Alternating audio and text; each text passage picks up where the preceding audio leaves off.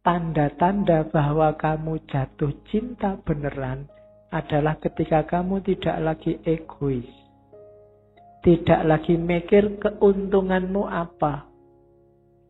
Sama Allah juga begitu. Kalau kamu masih ngitung-ngitung untungnya apa, belum ikhlas sejati. Masih belum tanda-tanda cinta. Orang yang cinta itu disuruh apa aja iya. Dan gak minta balasan. Kalau masih dagang, belum cinta. Kalau cinta, gak mikir balasannya apa. Kenapa? Karena kamu sudah melupakan dirimu. Yang kamu ingat hanya yang kamu cintai.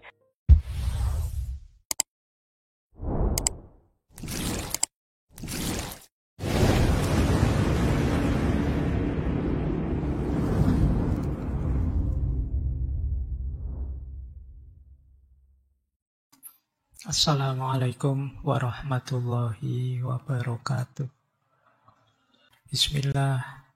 Mari kita lanjut lagi belajar kita, ngaji kita. Jadi intinya ngaji filsafat itu ya ngaji, kita belajar ya. Segala yang di luar itu bonus. Jadi bonus itu ada, alhamdulillah, tidak ada ya, tidak masalah. Bahkan termasuk pemahaman kita, kepandaian kita, itu ya anugerah sebenarnya bonus. Karena yang bisa kita lakukan hanya belajarnya. Maka ayo kita mulai ya, nawaitunya belajar.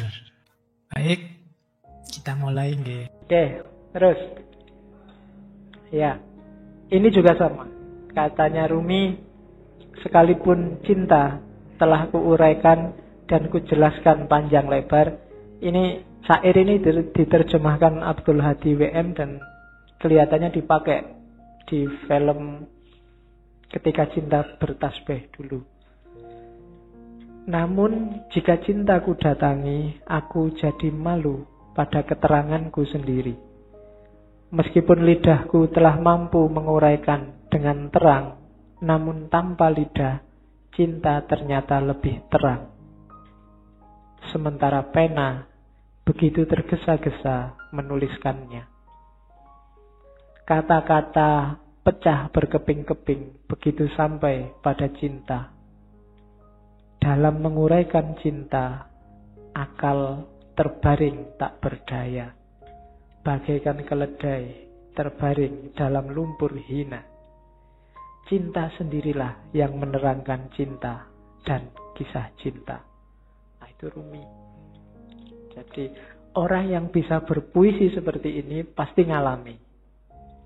Tidak bisa enggak.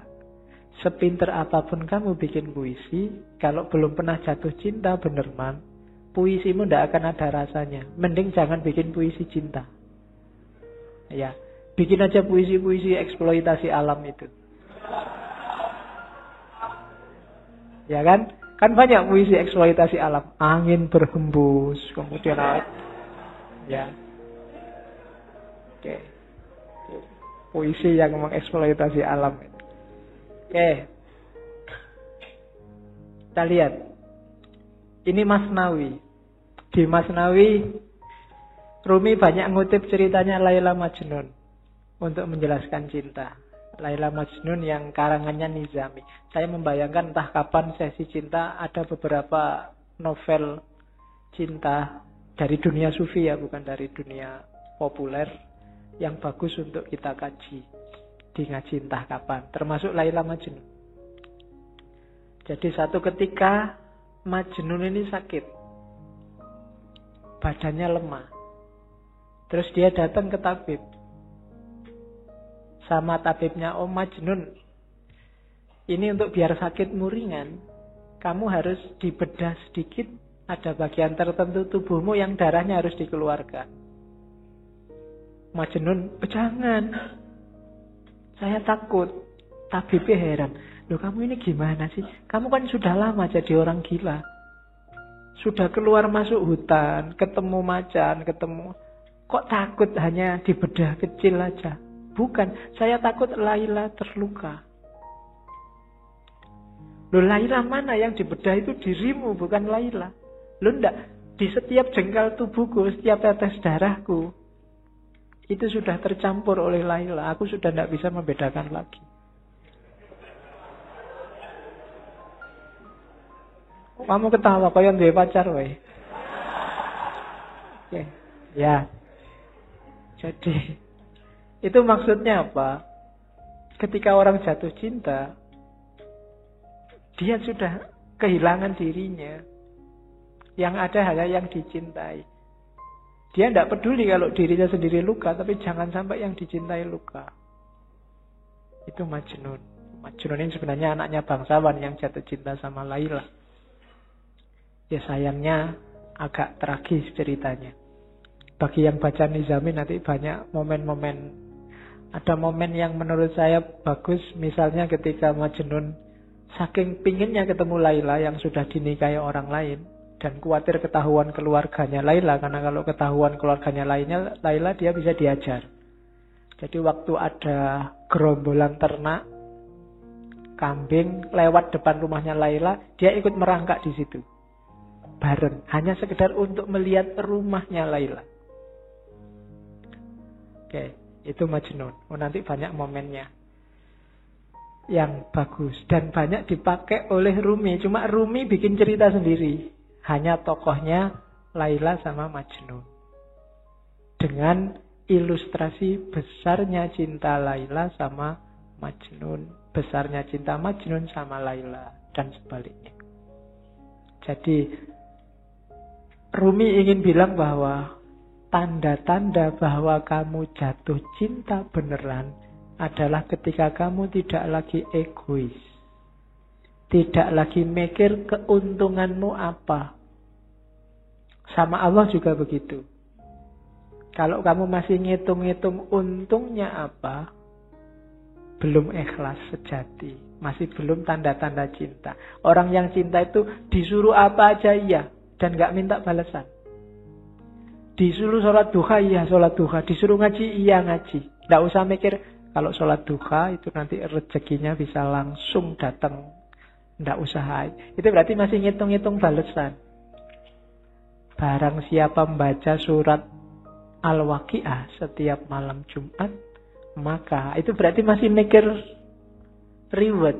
Masih dagang sama Allah. Bukan salah, cuma levelnya masih belum level cinta. Kalau level cinta, ngaji ayo, disuruh baca Waqi'ah, ayo 3 kali ndak apa-apa. Baca Yasin 10 kali tidak apa-apa. Tidak mikir kalau 10 kali balasannya maka ini. Kalau ini enggak. Kalau masih itu masih dagang. Kalau masih dagang belum cinta. Kalau cinta tidak mikir balasannya apa. Kenapa? Karena kamu sudah melupakan dirimu. Yang kamu ingat hanya yang kamu cintai. Yang penting Allah senang. Allah rela. Waktunya enak-enaknya orang tidur aku bangun. Kenapa? Allah senang yang kayak gini. Waktunya orang cepat-cepat berangkat kerja, aku sholat dulu. Sholat duha. Kenapa? Allah seneng yang kayak gini. Bukan karena tak sholat dulu nanti biar rezekiku lancar. Masih ada reward yang kamu pikir. Masih mikir balasan. Sama kayak kamu traktir pacarmu. Ya sekarang traktir. Tapi nanti harus mau loh ya boncengan. Itu masih mikir reward. Masih mikir, aku cinta padamu tapi kamu cinta padaku juga kan? Kalau enggak ya aku nyari yang lain. Itu berarti belum. Masih dagang, masih negosiasi. Apa salah? Tidak. Cuma levelnya masih belum level cinta. Ketika belum level cinta, ya harus dinaikkan lagi. Masih negosiasi. Masih bukan Allah satu-satunya. Tapi jalannya sudah menuju Allah. Tapi masih belum ikhlas. Karena ikhlas itu tidak mikir balasan. Sodakolah 1000 maka akan kembali 700.000 karena dilipat gandakan 700 kali. Ini kalau masih hitung-hitungan itu kesenangan koruptor-koruptor. Koruptor itu saya korupsi 1 juta kemudian tak sodakohkan aja 10 juta. Korupsi 100 juta tak sodakohkan 10 juta. 10 kali 700 sudah banyak itu pahalanya. Dosanya sama ininya kalau di total menang ininya, menang pahalanya. Kan korupsinya dosa 1 juta. Sementara itu hitung-hitungan matematika. Kayak orang habis melakukan kejahatan terus umroh. Karena pahala dosa orang umroh, antara dua umroh ini, dosanya diampuni. Jadi sebelum melakukan kejahatan, umrohlah. Nanti habis melakukan kejahatan, umrohlah. Nah itu hilang dosanya. Karena dosa di antara dua umroh ini diampuni. Ini masih kalkulasi matematika. Emangnya Allah anak SD. Kamu ajari, kamu hapusi dengan itu. Tidak bisa. Jadi levelnya belum cinta, belum ikhlas. Maka katanya Ruminda kayak Majnun dan Laila. Rumi juga ngomong cinta itu kuat. Jangan salah. Energinya luar biasa. Jadi ya kalimatnya si puitis. Karena cinta duri menjadi mawar. Karena cinta cuka menjelma anggur segar. Karena cinta keuntungan menjadi mahkota penawar. Karena cinta kemalangan menjadi keberuntungan. Karena cinta rumah penjara tampak bak kedai mawar. Karena cinta hamparan debu tampak seperti taman.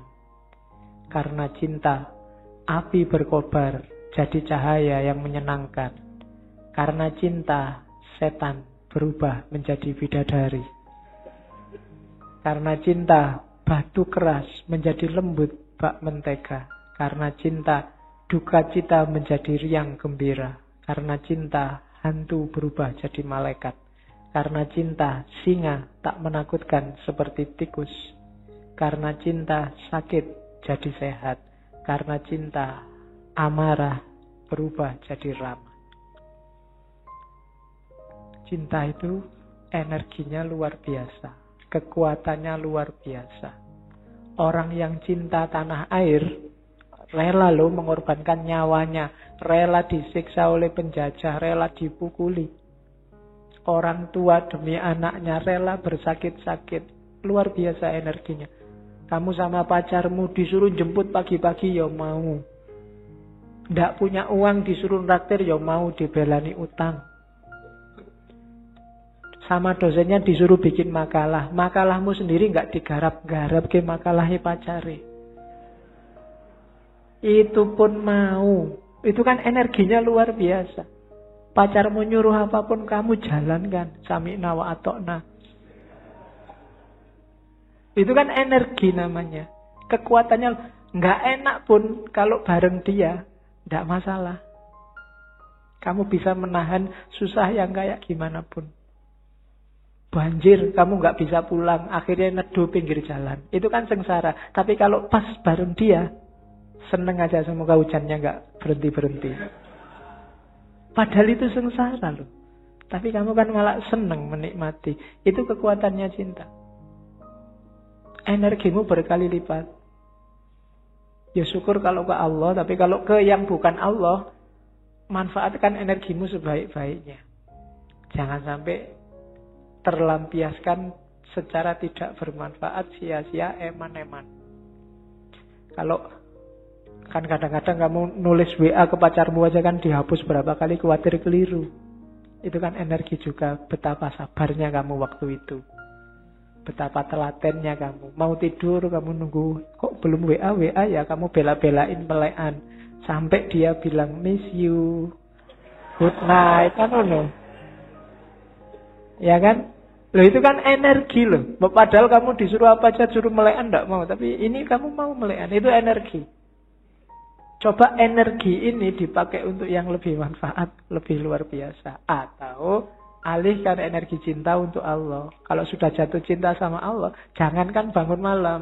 Sepanjang malam tidak tidur pun sanggup. Para sufi banyak yang kayak gitu. Saking asiknya sama Allah. Kayak Robiah kemarin kan. Ya Allah, para pecinta sudah sama yang dicintai. Lampu-lampu telah mati, rembulan telah muncul, dan sekarang ini loh aku, mbok datanglah padaku. Waktu pagi, dia tidak mau tidur juga masih bilang, ya Allah, malam telah pergi, tapi aku akan di sini menunggumu terus. Sampai kamu datang lagi, sampai malam lagi. Itu Robiah, kan apa? Asik kalau sama pacarnya terus, kalau sama yang dicintai terus. Jadi kalau sudah jatuh cinta, tidak ada yang namanya berat. Jangankan pacarnya manggil, nanti kamu WA aku jam sekian, sekiannya. Oke, pacarnya nggak manggil pun kamu WA-in. Sholat itu kan sebenarnya Allah nyuruh kamu, mbok kamu ketemu aku 5 lah, paling tidak sehari 5 kali lah. Itu kan menunjukkan janjane Allah itu ya cinta sama kita. Pengen ketemu kita sehari 5 kali. Tapi kitanya yang sok gaya, tidak serius. Nek basa Jawane kemenyek. Allah sudah segitunya manggil kita. Mbok 5 kali aja sehari, aku pengen ketemu dirimu. Ya kamu ngadep sih, tapi ya kayak orang tidak serius. Sholatnya sak-sae. Tidak ada yang sholatnya bertahan 5 menit aja. 3 menit lah sama teman. Tidak juga. Sholatmu mesti copot.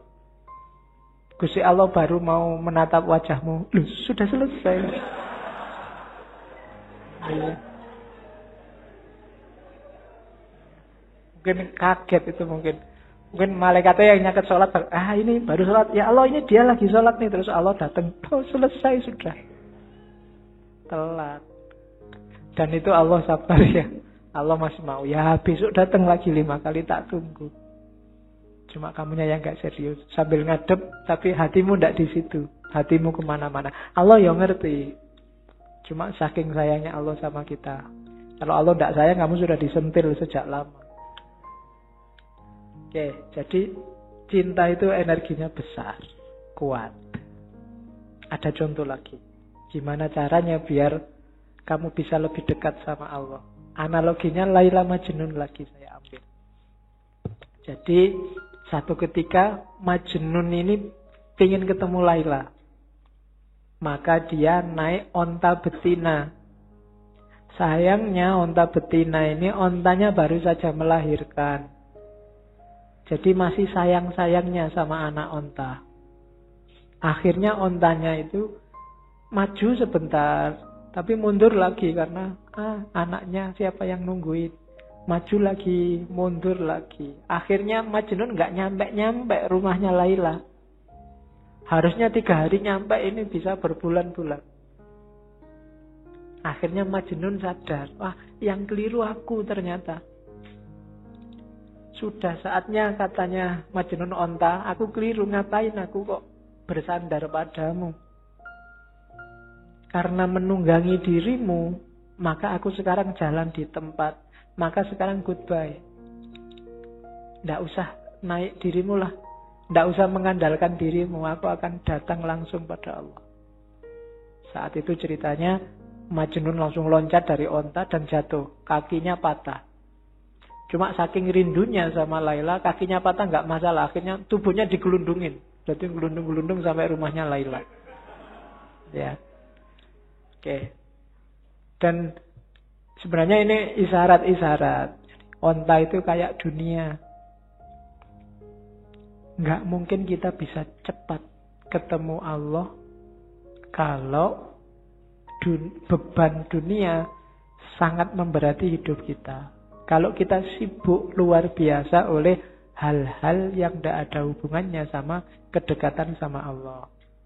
Jalannya cuma 2. Semua yang di sekelilingmu kamu ajak mendekat ke Allah atau kamu tinggal. Jadi kalau enggak, kamu enggak akan nyampe-nyampe ke Allah. Kamu punya pacar, ini dia jadi penghalangmu untuk dekat terus sama Allah. Alternatifnya 2, ajak dia untuk bareng-bareng mendekat ke Allah atau tinggal. Nyari lagi susah, Pak. Ya, itu berarti dunia menghambatmu. Mungkin nilai, mungkin pekerjaan, mungkin kuliah, mungkin apalagi target-targetmu yang lain. Ini bebanmu. Semakin banyak bebanmu, semakin lambat kamu sampai pada Allah. Kecuali semua beban ini kamu ajak juga mendekat ke Allah. Kalau tidak, buanglah. Kok kuliah bikin kamu tidak setia lagi sama imanmu, bikin kamu tiap hari curang, tiap hari maksiat, misalnya gara-gara kuliah. Entah dari sisi apanya. Alternatifnya 2, ilahikan kuliahmu atau tinggallah kuliah. Itu rumusnya Rumi. Kalau enggak, kamu kayak unta betina tadi. Maju 3 langkah, mundur 3 langkah. Saat ini semangat sufinya berkobar-kobar. Tapi lain, tapi kalau gini ya saya enggak punya pacar nih Pak. Mundur lagi. Kalau kayak gini enggak bisa kumlot deh Pak. Mundur lagi. Terus begitu. Maka tinggallah unta betinamu. Meskipun kamu berat, sampai harus gelundung-gelundung kayak tadi. Ya memang berat meninggalkan dunia. Tapi kalau enggak, ya kamu enggak nyampe-nyampe. Enggak bisa ilaihi roji'un. Nafasmu enggak akan mutmainnah. Itu bahasanya Rumi. Lepaskan ikatan yang membelenggu jiwamu. Bebaskan dirimu. Selama ini kamu diperbudak harta. Kilauan emas dan perak membuat matamu tertutup. Kamu ingin memiliki dunia. Kamu ingin mengisi cawanmu dengan seisi lautan. Apa gunanya? Perhatikan tiram. Dia mengisi diri dengan air secukupnya. Dan dia bisa melahirkan mutiara. Isilah dirimu dengan air kasih. Kasih yang bisa mengobati segala macam penyakit. Kasih yang bisa menaklukkan keangkuhan. Kasih yang bisa memabukkan Musa di atas bukit Sinai. Jadi dunia ya cuma ambil secukupnya saja. Jangan dimabuk oleh dunia. Jangan terikat oleh dunia. Contohlah tiram katanya. Tiram itu ngambil air yang paling bagus. Dimasukkan dalam dirinya. Nggak usah banyak-banyak, secukupnya saja. Pada saatnya air ini akan jadi mutiara. Dunia juga begitu. Ambil secukupnya saja. Sebutuhmu saja. Setelah itu jalankan tugasmu yang sejati di dunia ini. Kembali pada Allah. Kalau terlalu banyak, kamu tidak akan kuat berjalan. Jangan tertipu oleh dunia. Jadi maunya Rumi itu. Semakin berat beban duniamu, ya semakin kamu lama dekatnya sama Allah. Ya boleh masing-masing muhasabah ya. Hari ini itu urusanmu apa saja sih?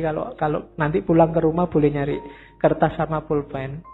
Kamu sekarang apa saja yang kamu urusi? Mungkin nomor 1 kuliah, nomor 2 pekerjaan, nomor 3 apa aja urusanmu. Terus yang dunia-dunia ini, yang urusan akhirat sekarang urusanmu apa saja? Coba deh. Nanti di prosentase besar mana? Jujur ya tapi nggak boleh dibaik-baikin, wong nggak ada yang nilai. Jujur untuk dirimu sendiri. Nanti kalau prosentasenya kok lebih besar yang dunia, sementara yang akhirat terbengkalai, kurangi bebanmu. Karena jangan khawatir. Kalau kita punya Allah, dunia seisinya jadi milik kita. Allah yang lebih ngerti. Tidak usah capek-capek kamu mikir. Tapi kalau dunia kamu ikut mikir, ya sudah. Mungkin Allah, ya sudah kamu bisa mikir, ya pikirin dewe. Jadi berusahalah ambil secukupnya. Makanya agama di banyak ayat Al-Quran itu bilang wala tusrifu. Untuk urusan dunia jangan berlebihan. Butuhmu berapa, ambil itu secukupnya sebagai bekal untuk kembali ke Allah. Wong kita ini di dunia ini tamu. Datang sebentar nanti kembali lagi. Tamu nggak usah mikiri mengambil semua barang punyanya tuan rumah. Sebutuhnya saja. Oke. Terus ini ada kalimat bagus juga dari Mas Nawi. Satu ketika Khalifah, dalam ceritanya Laila Majnun ini, Khalifah ketemu Laila. Khalifah ini kaget begitu ketemu Laila. Ini Laila ini wajahnya cuma gini aja loh ya. Cakep banget juga enggak ya, perasaan biasa-biasa aja. Yang lebih cakep banyak dibandingkan Laila. Kok Qais al-Majnun, nama aslinya Majnun dan Qais, bisa tergila-gila begitu ya? Terus dia tanya Laila, Khalifah ini tanya, Laila, Qais kok menjadi gila karena kamu? Tidak masuk akal. Apa sih yang dilihat dalam dirimu sehingga ia tergila-gila? Kamu kan bukan wanita yang sangat cantik. Banyak yang lain yang secantik kamu, bahkan melebihimu. Laila menjawab, yang dia lihat tidak terlihat olehmu. karena kamu bukan Majnun. Ini yang saya maksud rasa. Jadi hanya Majnun yang ngerti keindahan Laila. Hanya pecinta yang ngerti keindahan yang dicintai. Itu kadang-kadang kamu proteskan, ini loh ada anak cakep dipacari kok gini ya. Gitu kan, kamu eman-eman. Padahal kamu iri mbok sama aku aja kan. Tapi ini ono cakep pacare kok, waduh. Kamu kan enak. Loh enggak, itu kalau dia ditanya jawabannya kayak Laila ini. Karena engkau bukan dia. Dia yang bisa melihat di mana keistimewaannya kok sampai jatuh cinta. Loh kalau orang pikirannya standar semua, yang cakep semua menganggap cakep, yang jelek semua menganggap jelek, yo yang jelek tidak akan laku. Hanya cakep saja yang laku. Tapi orang melihat yang dicintai dengan perspektifnya sendiri. Karena kamu bukan Majnun. Hanya pecinta yang ngerti indahnya di mana yang dicintai itu. Nah itu jawabannya Laila.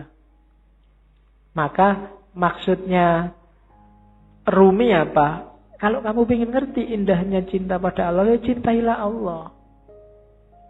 Kalau enggak, ya enggak. Kalau kamu masih sibuk dengan teori, sibuk membantah, ya enggak bisa, itu harusnya begini, ya enggak bisa. Ya wis, kamu enggak akan ngalami indahnya. Jatuh cintalah sama Allah. Nanti kamu akan ngerti.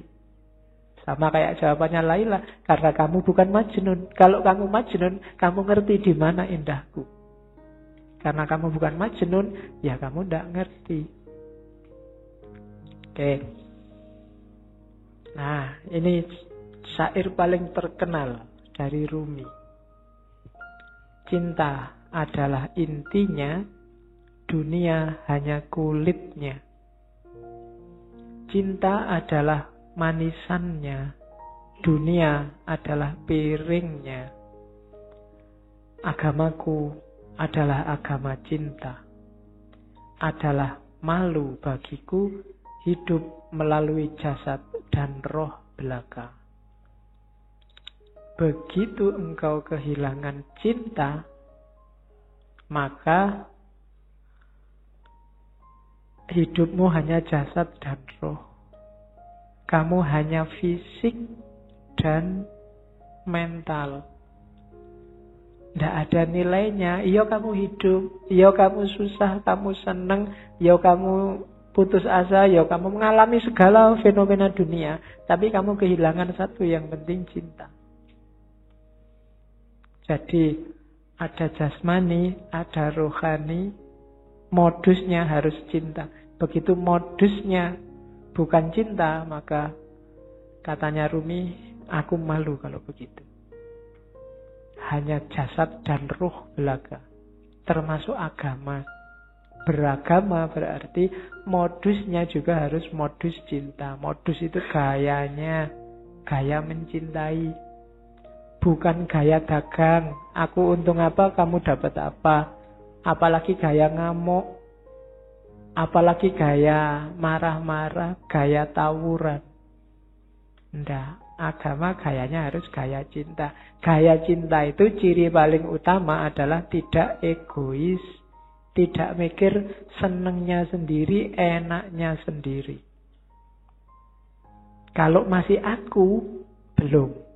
Masih aku, kelompokku, aliranku, pikiranku, pendapatku, masih egois. Tidak bisa memahami yang lain. Pokoknya sing bener aku, liyane salah kabeh. Besok yang lain masuk neraka semua. Nah, gaya kayak gini berarti bukan gaya cinta. Ngomongnya jangan, kalau cinta itu aku yang bener sih, menurutku yang bener ini. Yang lain kalau bisa tak ajak semua masuk surga bareng-bareng aku. Bukan yang lain karena kamu banyak bid'ahnya kamu masuk neraka sekarang. Enggak begitu. Aku pingin aku dan kamu masuk surga. Ayo kita masuk surga bareng-bareng. Menuju Allah bareng-bareng. Ini beragama gaya cinta. Bukan beragama yang egois. Kalau beragama yang egois itu tinggal jasad dan ruhnya agama. Kehilangan esensinya, kehilangan intinya.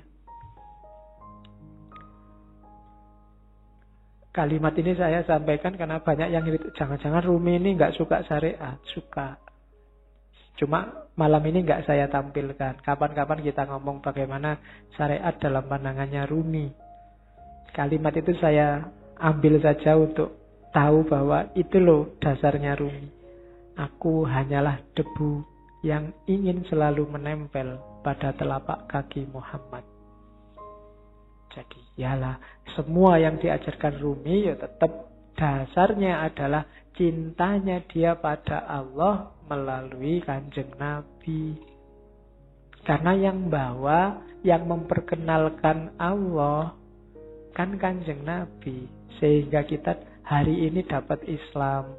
Maka prinsipnya Rumi adalah aku hanyalah debu yang ingin selalu menempel pada telapak kaki Muhammad. Ini gayanya sufi biasanya yang bisa bikin kalimat-kalimat indah kayak gini.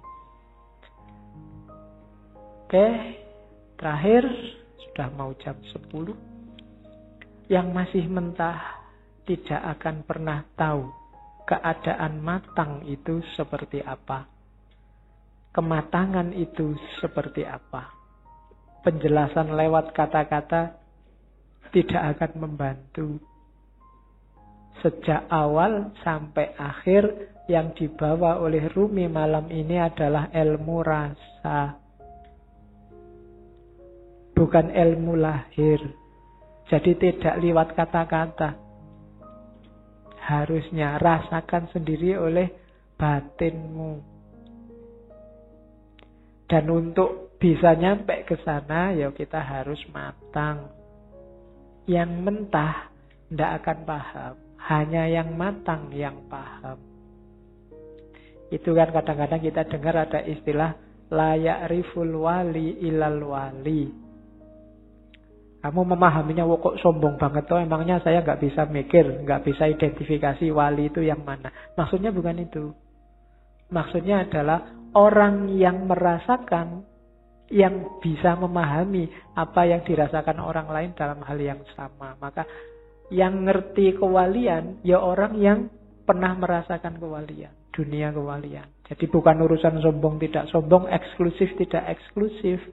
Yang paham rasa pedes adalah yang juga pernah merasakan pedes. Jadi bukan urusan dunia kewalian itu eksklusif. Jadi yang mateng, yang ngerti tentang kematangan. Yang belum pernah mateng, ya tidak ngerti. Ngertinya yang mentah-mentah, wong dia juga masih mentah. Hari ini banyak yang mentah, marah-marah sama yang mateng. Ya kan? Itu yang kemudian di berita-berita muncul penistaan ulama. Kan itu. Penistaan ulama itu kan orang-orang yang mentah, yang ngomentari yang mateng. Ya untungnya yang dikomentari mateng. Nggak mungkin balas. Kalau balas berarti belum mateng. Ya. Yang mateng itu kan paling nganggep yang mentah itu ya wis memang belum paham. Kayak kamu ada anak kecil kok alah cah cilik biasa kan mesti gitu.